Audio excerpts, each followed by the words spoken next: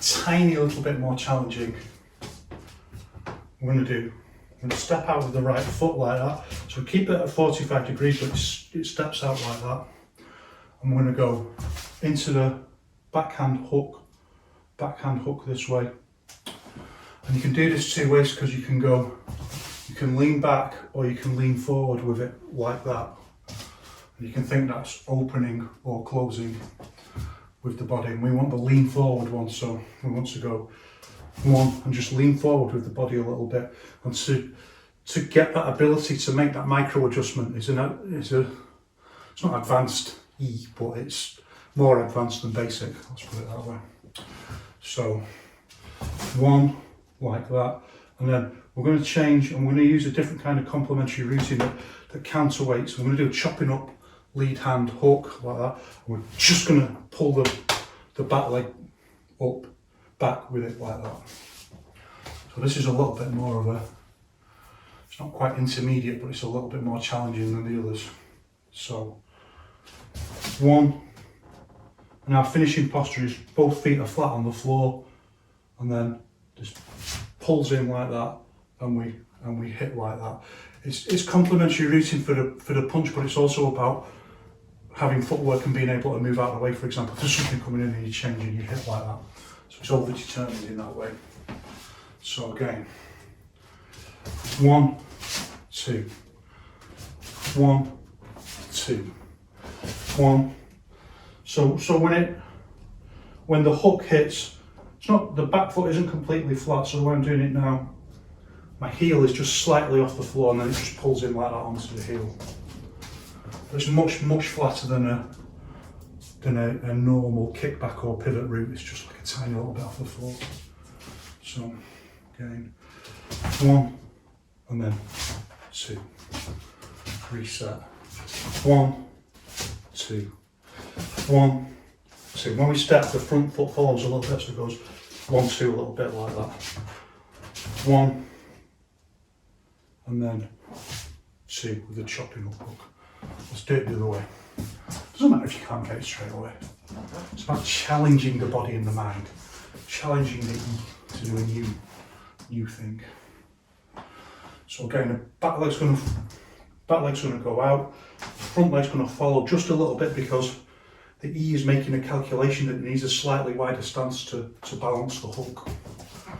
So 1, we'll keep the weight leaning forward a little bit, and the back leg's going to pull in, and that's going to lead the movement into the lead hand chopping up hook. So again, 1 like that, then 2 like that. It's not that hard. Come on, it's not that hard. It's not. Just try your best.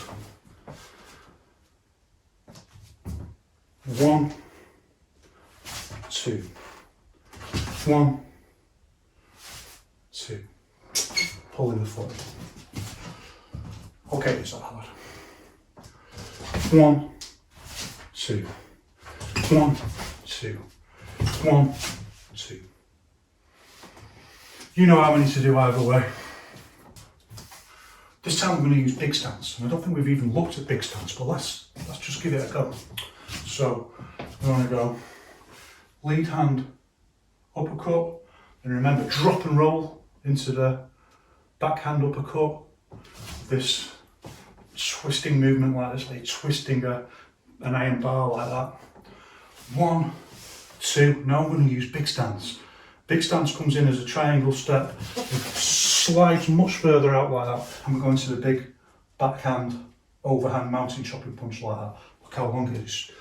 Basically, what we call dragon riding stance in Yiquan, like a bow stance but up on the back foot. So 1, 2, big step, and 3. Try and time the step so that you go 1, 2. This is a variation. So normally we always have this Yiquan principle of the hand and the fist hit at the same time. This is an exception, and there's very good reasons for that. It's just to do with the dynamic of movement. So 1, 2 like that. 1, 2. You can feel it when you do it. If you try to do it at the same time, it wouldn't have quite the same. You'd lose some of the whole body mass that you're putting into it. You can do it like that. And if you do it like that, you can get more of the forward kind of farly, but you lose power because you lose a lot of the momentum of the big step, which is the point of doing it in the first place. So the foot lands just a little bit before the fist. You go 1, 2 like that. You can feel it go through your body like that. So it's quite advanced, don't worry about it at the moment.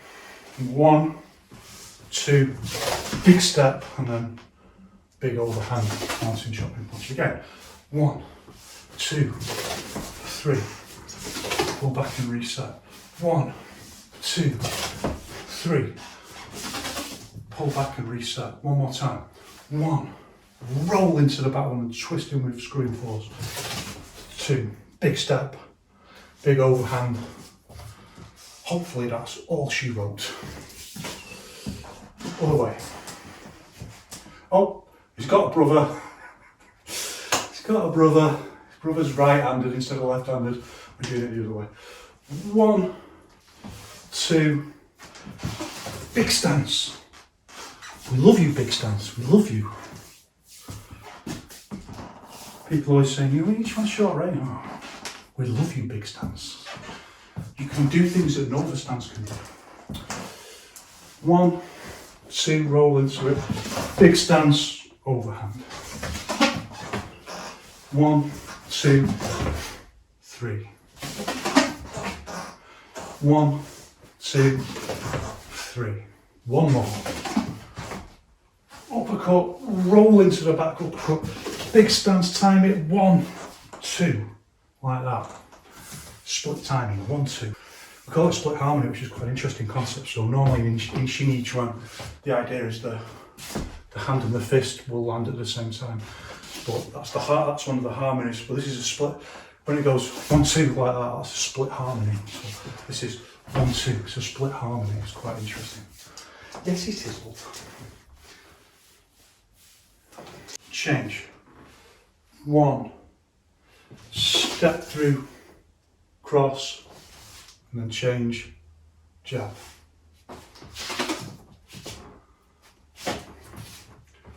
1, triangle step, no punch, cross, jab. So we do a step without a punch.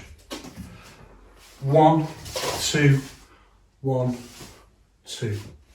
There's lots of these kind of complementary routines before. 1, 2, 3. Look at how I keep as I move through, keep my quad bent, and look how lively my movement is. Using my Yiquan body. Lively and aware, I'm ready to, yeah, it's one of the key things that we want to do with the quad. If you think that's not in Yiquan, where you want to move like that and use avoidance and all that, you woefully mistaken. Boji Akong does a whole thing where he demonstrates loads of different avoidance things. Anyway, 1, 2, so I drop into it.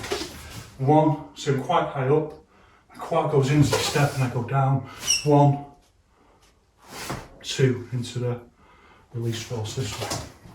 So 1, 2, 3.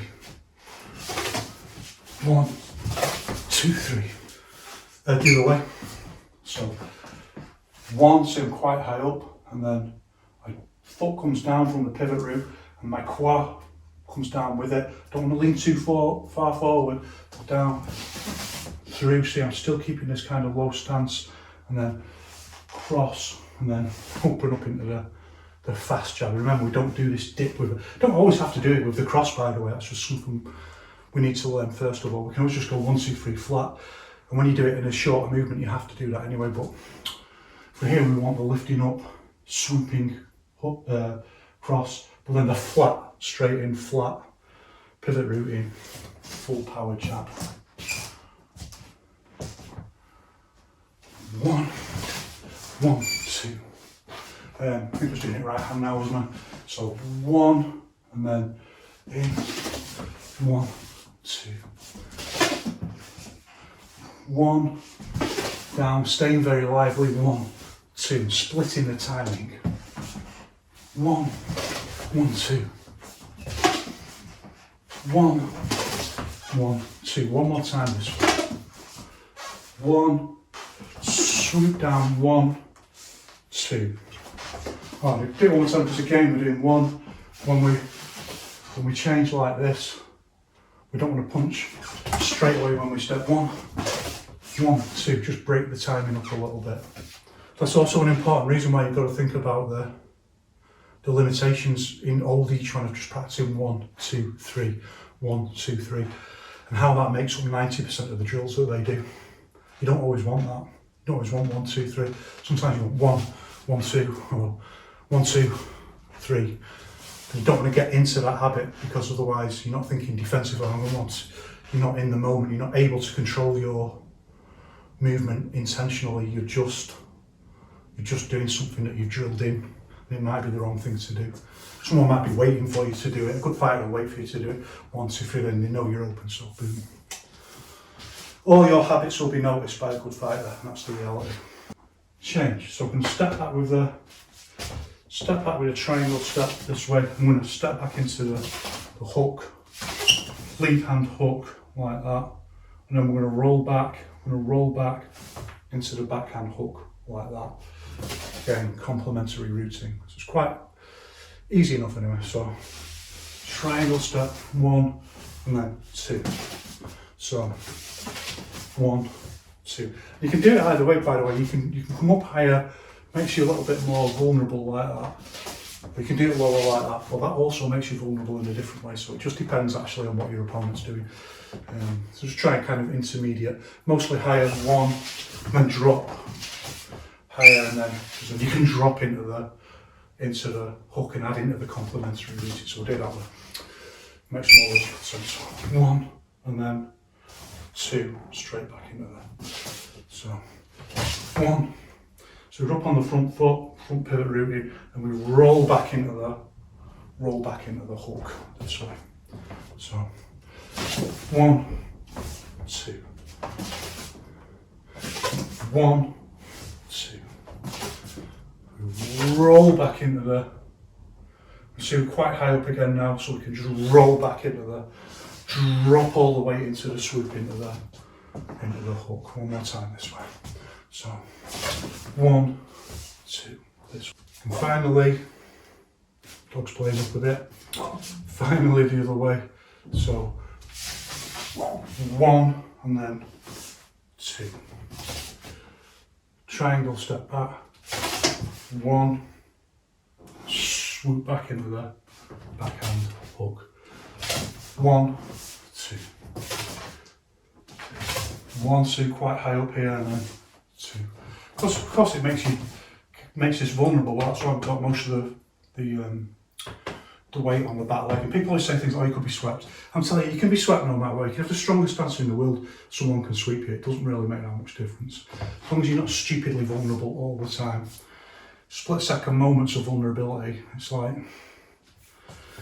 when people say, "Yeah, but you could just get kicked in the nuts." It's not that easy under a highly stressful situation to do that, you know, for everyone. So it's not quite as simple as it sounds. Where was I?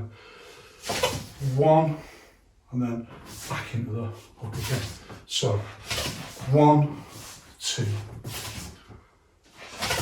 1, 2, reset. 1, 2. Think about how in all these postures the routing is complementing the posture in most cases. 1, 2, and where it doesn't, that's also something to learn about the loss of structural sympathy in some movements and how you have to just live with that. 1, 2. Okay, that's enough to be practicing on. You know how many times to do them each way, right? And they're not that difficult, so give them a chance. They're designed to be at this stage challenging enough just to take you a little bit further, push you a little bit further, start linking some ideas together and start building kinetic knowledge, because it's not just me just talking all the time and coming out with theory. It's important, but you've got to do the practice and feel these things for yourself. You've got to take ownership of it.